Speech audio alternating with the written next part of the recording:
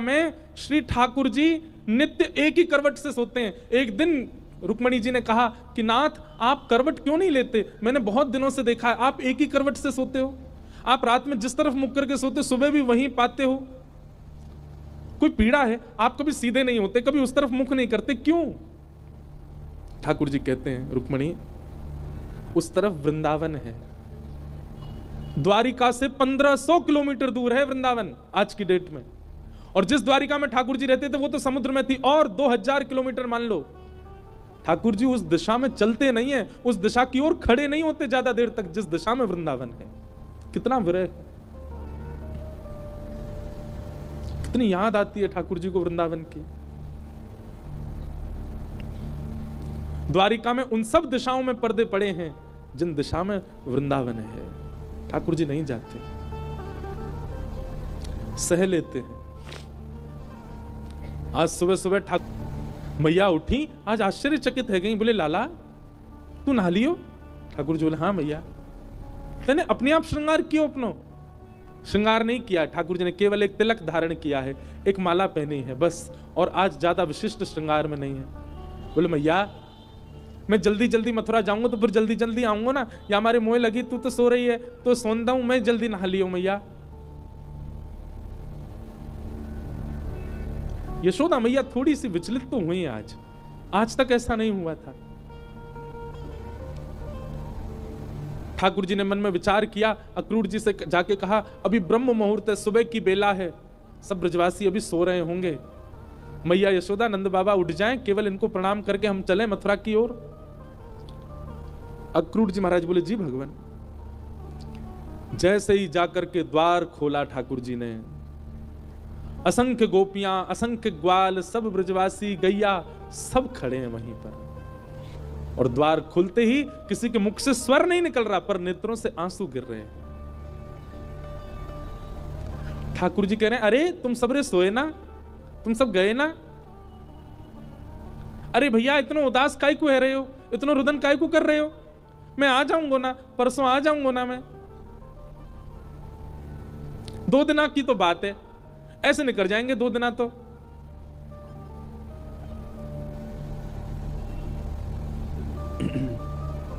देखे बिन कान्हा जब मन नाही माना, इन आंखों से आज हमने ब्रह्म पहचाना, कृष्ण चरण कमलों में मन को लगाना, इन गोपियों का ताना ये उल्हाना, दर्शन का बहाना है। गोपियां बहाने बना बना करके आती हैं, घर में मक्खन धरो है फिर भी जबरदस्ती मक्खन लेवे जामे कि या बहाने कन्हैया दिख जाएगो। घर में गैया बंधी है, गोबर धरो है, पर गोबर लेवे के काजे जबरदस्ती नंद भवन में भीतर घुसे कि कन्हैया दिख जाएंगे। इन बहानों से श्री कृष्ण को नित्य देखने वाली गोपियां वो 2 दिन बिना कृष्ण के कैसे रहेंगी? भगवान के सखा मधुमंगल, श्री दामा, तन सुखा, मन सुखा, धन सुखा, सुबल तोष, सब एक कोने में बैठे। मधुमंगल आके बोले लाला तू जा तो 2 दिना को रहो, लेकिन तने एक बार भी विचार नहीं कियो ये श्री दामा ये सुबह उठते या को नियम है 11 वर्ष थे, भगवान के अधिकतर सखा सब ठाकुर जी से बड़े हैं उम्र में, हमारो नियम है 11 वर्ष थे, हम रोज सवेरे उठ करके आंख बंद करके पहले नंद भवन आमे, सबसे पहले 13 मुखमंडल देखें, वाके बाद जलपान करें लाला, तो देखे बगैर हमारे जल हलकते नीचे ना उतरे, और तू 2 दिना के काजे हमें छोड़ के जा रहा हो, हम कैसे जीवित रहेंगे? ठाकुर जी स्तब्ध हो रहे हैं, मौन हो रहे हैं, कहां समझाएं, अब शब्द नहीं है ठाकुर जी के पास। भगवान किशोरी जी के पास गए, चरणों में प्रणाम किया, राधे राधे, ये स्तुति ठाकुर जी ने ही गाई है, आज भी बरसाने में गाते हैं सब, ठाकुर जी गा रहे हैं राधे राधे करुणामयी कृष्ण प्यारी, मेरी सुधली जो श्री वृषभानु दुलारी, मेरी सुध लीजो श्री वृषभानु दुलारी। हे श्यामा जी, आप तो सब जाने, इस विश्व के कल्याण के लिए, उद्धार के लिए मेरो ब्रज से जानो कितनो जरूरी है। आप तो सब जाने श्यामा जी, मुझको आज्ञा दो। हे मनोहारिणी रासेश्वरी रस रूपा, हे मनोहारिणी रासेश्वरी रस रूपा, ब्रज विलासिनी ब्रज भामिनी ब्रज की भूपा।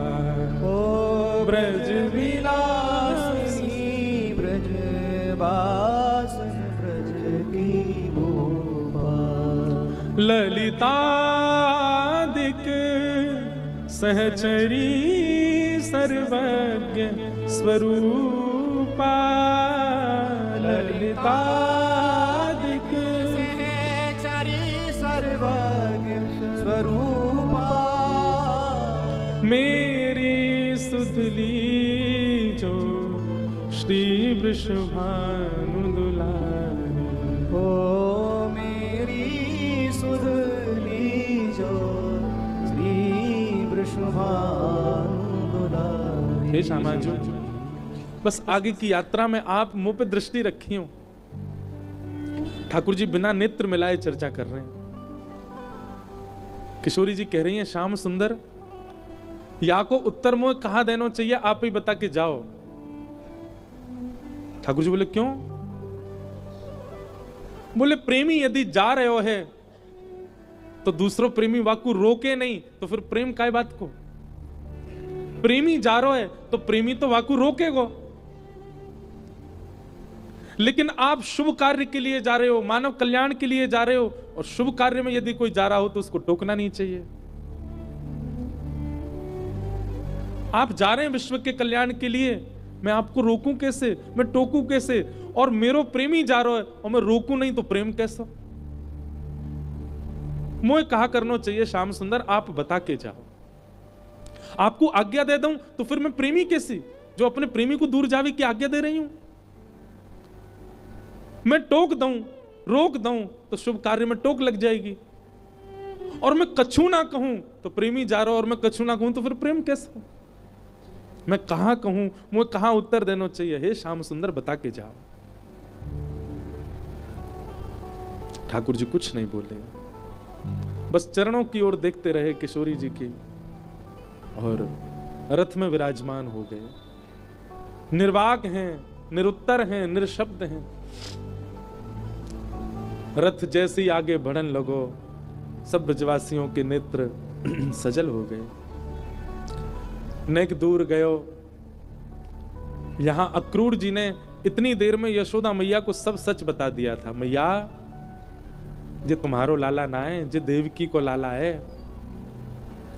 कंस से रक्षा के लिए 11 वर्ष पूर्व वसुदेव जी इस बालक को लेकर के आपके पास आ गए थे, और आपकी बालिका ले जाकर के कंस को दी थी, जो कि अष्टभुजी देवी बन गई थी। अब जे लाला अपनी जन्मदात्री मैया के पास जा रहा हो, मैया है सके कि अब लौट के नहीं आवे। आप कृपा करो। अक्रूर जी को नहीं बताना चाहिए था यशोदा मैया को, पर उन्होंने बता दिया। मैया को तो रक्त ठंडो पड़ गयो, पैर के नीचे से जमीन खिसक गई। ठाकुर जी रथ में बैठ करके जैसे ही जाने लगे, थोड़ी देर बाद जब रथ के चाबुक की आवाज आई, रथ के पहियान की आवाज आई, तब मैया को होश आयो और निकल के भागी अपने भवन से। कान्हा रुक जा, अरे लाला रुक जा, कन्हैया नेक डट जा। मैया की आवाज सुनकर के श्री ठाकुर जी चलते रथ से कूद पड़े, दौड़ करके आए, मैया के अंग से लिपट गए। मैया तू काय को रो रही है? मैं आ रहा हूं ना, परसों आ जाऊंगा। मैया तू रोवे मत, ऐसे करेगी तो मैं किस जाऊंगा? लाला,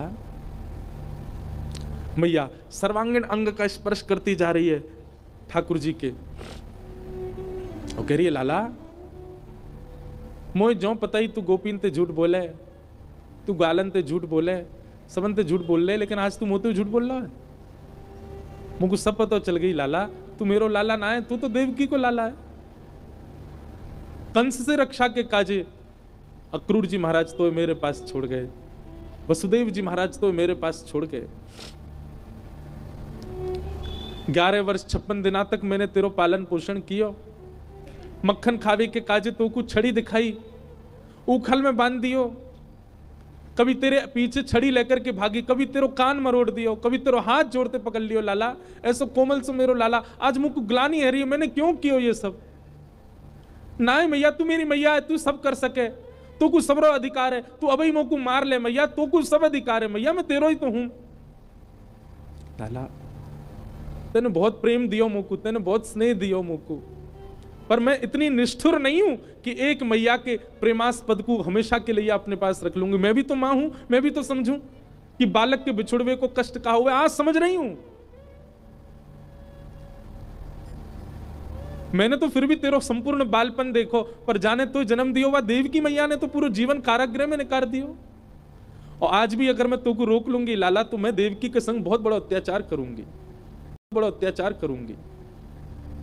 वैसे तो में मेरे प्राण बसे, है सके कि तू यहां तक गयो और शायद है सके कि मैं जीवित हूं, ना है बच्चू लाला, लेकिन अब समय देवकी को प्रसन्न करवे को है। तू जा, मुझको एक वचन देके जा लाला। तू देवकी को नहीं बताइयो मैंने तेरो हाथ पकड़ो, कान मरोड़े, तो को उखलते बांधो। और दूसरा वचन देके जा लाला। कहा तो कुछ जब भी खबर पड़े कि यशोदा मरणासन अवस्था में है, वह समय आ जाइयो मेरे पास, तो को निहार लूंगी, तो को देख लूंगी लाला, तो चैन से प्राण चले जाएंगे मेरे।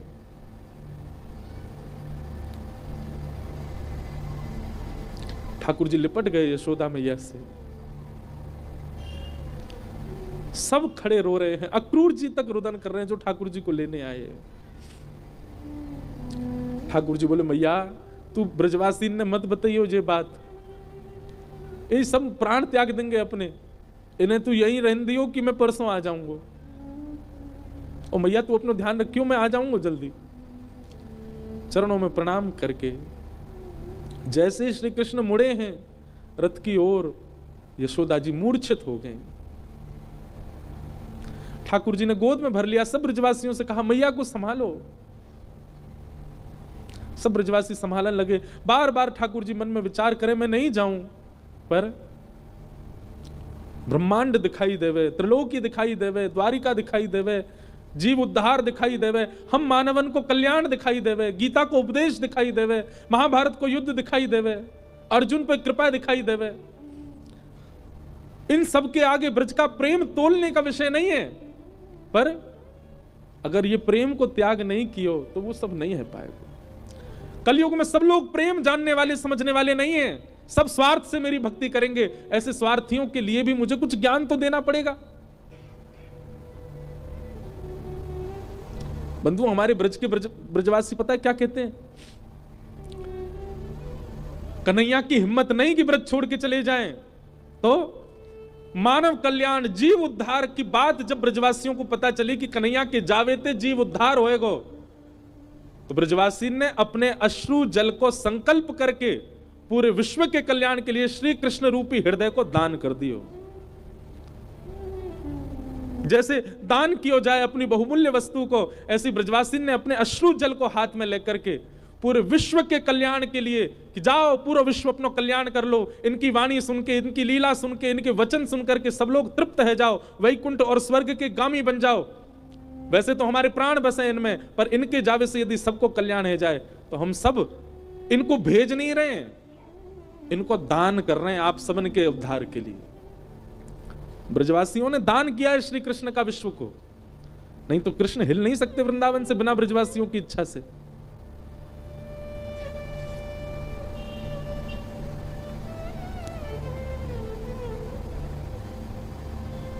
सब देख रहे रथ की ओर। मधुमंगल श्रीदामा चर्चा कर रहे हैं, बोले सुन देखियो लाला अभी आवेगो वापस, वो हमारे बिना रह ही ना पावेगो, इतनो स्नेह इतनो प्रेम जो वाकू दे दियो जा ही ना पावेगो।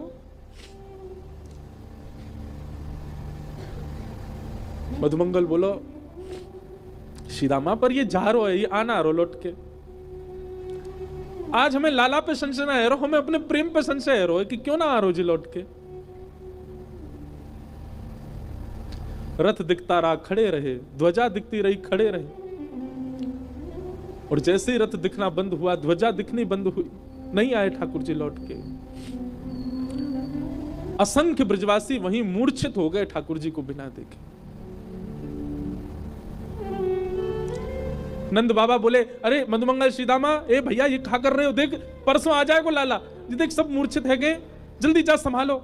सब ब्रजवासी इनको लगायो, कोई जल लेके आ रहा हो, कोई जलपान करा रहा है, गोपी इनको ले लेकर के घर की ओर भाग रहे हैं। ऐसी विरह वेदना सबके चित्त में है रही है। अरे केवल मानवों की बात नहीं है, गौशाला में बंदी 9 लाख से अधिक गैया, वो उनके बछड़ा भी दूध नहीं पी रहे हैं आज, उनकी बच्चियां भी आज दूध नहीं पी रही है। सब केवल अपने कान उठा के श्री कृष्ण को खोज रहे हैं। बंधुओं एक बात कहूं आपसे, लिख लीजिएगा, बद्रीनाथ आपको मुक्ति दे सकता है, जगन्नाथ आपको महाप्रसाद देंगे, द्वारिका आपको सुख देगा, रामेश्वरम आपको पुण्य देगा, वृंदावन केवल विरह दे सकता है। केवल विरह है वृंदावन के पास, केवल प्रेम है वृंदावन के पास। पुण्य की कामना से वृंदावन मत जाओ, वैकुंठ की प्राप्ति की कामना से वृंदावन मत जाओ। वृंदावन केवल विरह समेटे हुए है अपने अंदर।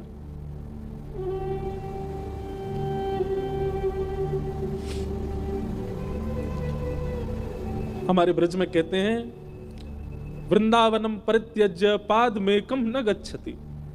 श्री ठाकुर जी वृंदावन छोड़ के एक पग भी बाहर नहीं रखते। तन गया है ठाकुर जी का द्वारिका मथुरा, आत्मा तो आज भी वृंदावन में ही है, प्राण तो अभी भी वृंदावन में ही है श्री ठाकुर जी के। वो कभी नहीं जा सकते वृंदावन छोड़ करके। क्यों ब्रजवासियों के प्राण नहीं निकल गए कृष्ण विरह में? क्योंकि अब स्थूल रूप से भले ही कृष्ण नहीं दिख रहे हैं, सबके अंतस्थ में श्री कृष्ण बैठ गए हैं। गोपियां नेत्र बंद करके अपने अंतस्थ में ही अनुभव कर रही हैं। ऐसा लगता है कृष्ण छू रहे हैं, पर आंख खोल के देखती हैं तो है नहीं। ये अनुभव ब्रजवासियों को जीवित रखता है, प्रत्यक्ष में वो स्थिति नहीं है।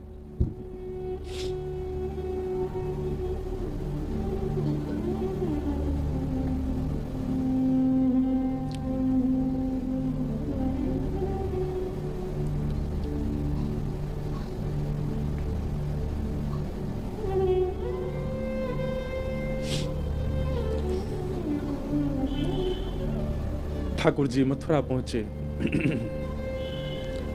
मथुरा आकर के श्री ठाकुर जी ने कुबल्या पीड़ हाथी का वध किया। अब ठाकुर जी की लीला में आपको ऐश्वर्य ज्यादा दिखेगा, क्योंकि प्रेमी श्री कृष्ण तो वृंदावन ही रह गए। ऐसा भी कहूं कि ठाकुर जी का स्वभाव वृंदावन में रह गया, अब प्रभाव आगे आ रहा है। वो चंचलता, वो मधुरता, वो प्रियता, अब सब ठाकुर जी ने उसको गौड़ कर लिया। अब ठाकुर जी परब्रह्म की भांति लीला कर रहे हैं। मानो अपने परब्रह्मत्व पर ही ठाकुर जी को क्रोध आ रहा है कि मैं क्यों हूं जिसके कारण मुझे व्रत छोड़ना पड़ा। कुबल्या पीड़ हाथी का वध कर दिया। जितने मल्ल थे कंस के कारक, कंस के रणभूमि में सबको मार दिया ठाकुर जी ने। और 50 सिड्डी ऊपर बैठे हुए कंस को देखा। एक छलांग मार करके ठाकुर जी उसके पास पहुंच गए, दोनों भुजाओं में कंस को उठा करके पृथ्वी पर पटक दिया। गिरते ही कंस के प्राण निकल गए। भगवान तुरंत कारागृह की ओर दौड़े। बंधु एक बात कहूं, ठाकुर जी का एक खेल है, विरह और संयोग, संयोग और वियोग। जिस किसी को भी संयोग का अनुभव हो रहा है, तैयार रहना, वियोग आएगा जीवन में, क्योंकि ये खेल है श्री कृष्ण का। वो ऐसे ही करते हैं, जिसको संयोग देते हैं उसको वियोग देते ही हैं। और जो कोई भी रुदन कर रहा है, जिसके भी चित्त में वियोग, जिसके भी जीवन में वियोग है, परेशान मत होना, एक दिन संयोग होगा। 11 वर्ष 56 दिन पहले छोटी से एक दिना के ठाकुर जी मैया को छोड़ के चले गए, उनको वियोग दे दिया। कहां तो इतना बड़ा संयोग दिया कि उनके गर्भ से प्रकट हुए, और गर्भ से प्रकट होते इतना बड़ा वियोग दे दिया कि मैया 11 वर्ष 56 दिन तक मैं किसका पक्ष लूं, यशोदा जी का या देवकी का। देवकी मैया रोज कारागृह में खिड़की पे खड़ी हो जाती है, ऊपर साधन नहीं है तो जबरदस्ती घड़े पे घड़ा रख के या कोई ऐसी व्यवस्था करके खिड़की के ऊपर खड़ी हो जाती है, और वहां से वृंदावन से आने वाले लोगों को बुलाती है। बोले सुनो कहां ते आ रहे हो? बोले हम तो वृंदावन ते आ रहे हैं। अच्छा तुमने वृंदावन में कछु देखो? अरे बड़ी सुंदर लता गुल्म, यमुना जी, ऐसी रेणु, ऐसी गैया, ऐसे गोपग्वाल। देवकी मैया बोले सबसे सुंदर कहा है वृंदावन में? मैया सबसे सुंदर तो यशोदा को लाला है। अरे मैया कैसो चले, कैसी बात बनावे, कैसे नैन मटकावे, वाके अंदर तो ऐसी सुगंधी आवे। अरे हम तो सांची पूछो, हम तो भैया देखवे जामे। द्वार वहीं खिड़की पे खड़ी खड़ी देवकी रुदन करती है, मैं कब देखूंगी अपने लाला को। काश इन्होंने यशोदा की लाला की जगह एक बार कह दिया हो तो देवकी को लाला। उनका विरह कम नहीं है। 11 वर्ष 56 दिन कहां ब्रजमंडल में इतना आनंद, इतना सुख, इतने उत्साह। कई लोग मुझे बोलते हैं ठाकुर जी क्यों, कितना बुरा किया ठाकुर जी ने ब्रजवासियों के साथ। ठाकुर जी को देवकी का विरह दिखाई दे रहा है। जहां लाखों नर नारी आनंद कर रहे थे, वहीं एक कारागृह में बैठकर के सिसक सिसक के रो रही है देवकी। पता चला जब देवकी को कि मेरे लाला ने गिरिराज जी उठाए हैं, 7 दिन तक अन्न जल नहीं पाया, केवल जल पी करके व्रत कर रही है कि मेरे लाला स्वस्थ रहे, मेरे लाला को कोई पीड़ा नहीं हो। जैसी पता चलती कोई राक्षस वृंदावन चलो गए है, देवकी मैया उसी समय तप में बैठ जाती। हे विधाता आप जैसे कहेंगे वैसे जीवन जीऊंगी, पूरी युवावस्था मैंने जेल में निकाल